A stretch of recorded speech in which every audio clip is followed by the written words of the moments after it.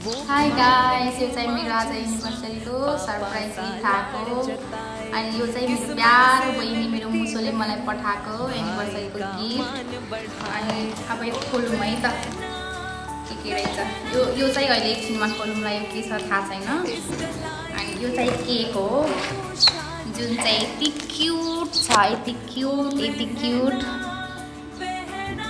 Cute cake आज happy anniversary लेखेर।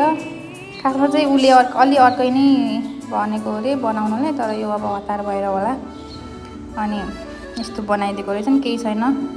Happy anniversary मेरो प्यारो दिदी भिनाजु लेख्न पठाएको थिएँ भनेर भन्दै थियो उसले चाहिँ, तर ठिकै छ यस्तो आयो। म चाहिँ एकदम खुसी छु। यो चाहिँ केक भयो अनि यो चाहिँ अब यो खोलौँ है त के रहेछ। मम्मी आउनु ल खोलौँ, मिलेर खोलौँ। सायद चक्लेट हो कि के रहेछ है त। मेरो बहिनीले मलाई यति माया गरेर टाढाबाट मलाई खुसी बनाउन भिनाजुसँगै हुनुहुन्न भनेर मेरो लागि यति गरिदिएकी रहेछिन्। मेरो मुसुले कति धेरै याद गर्नु, तर चक्लेटै हो क्या।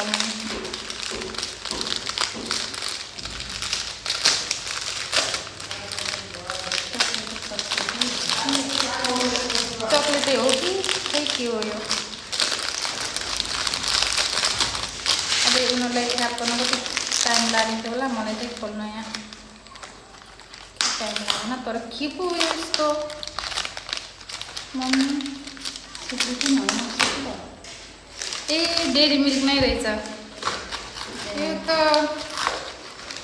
ए 3टा डेरी मिल्क रहेछ। मैले चाहिँ मेरो भाइलाई एकदम सम्झेछु, किनकि यति धेरै म चाहिँ धेरै गुलियो खान्न, अनि त्यो भएको भए चाहिँ यो सबै खाने त्यसले नै हुन्थ्यो। यति धेरै चक्लेट आएछ, यति राम्रो केक आएछ। थ्याङ्क यू मेरो मुसो, मलाई सधैँ यस्तै माया गर्नु है। टाढा भए पनि, टाढा छौ तर पनि सम्झेर यति पठायो। हाम्रो दिदीबहिनीको सम्बन्ध अझै गाढा हुँदै जाओस्। धेरै धेरै माया।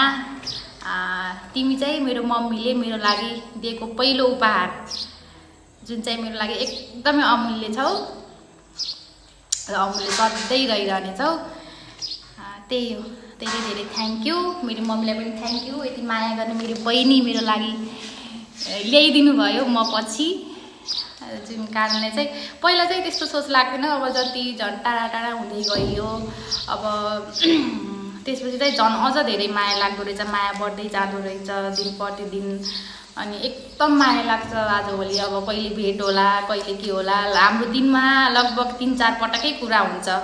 नर्मल्ली भयो भने पनि 3-4 पटकै हुन्छ। अनि अहिले चाहिँ अब म चाहिँ ठुलो मामु भएको छु अनि छोरी जन्मेछ, उसको माया त झन् धेरै छ। तर पनि उसको माया आफ्नो ठाउँमा छ अनि मेरो बहिनीको माया आफ्नो ठाउँमा छ। अनि यो सरप्राइज चाहिँ मेरो बहिनी ज्वाइँले नै मिलेर पठाइदिनु भएको हो। अनि दुवैजनालाई धेरै धेरै धेरै धन्यवाद, एकदम धेरै धन्यवाद। म चाहिँ अब कुनै शब्दै छैन, अब कतिचोटि थ्याङ्क यू भनेर मात्रै भन्नु र है। अनि यो सरप्राइज आउँदा चाहिँ म एकदम इमोसनल भएर रोएँ पनि, यस्तो एकदमै इमोसनल भएँ म। अनि मम्मी पनि रुनुभयो म रोएको देखेर, किनकि म एक्सपेक्ट नै गरेको थिएन नि त यति हुन्छ भनेर। अनि एकदम खुसी छु मेरो बहिनीले मलाई खुसी हुनु नरौ तिम्रो खुसीको लागि पठाइदिएको हो भनेर भनेको थियो। So I am so happy. Thank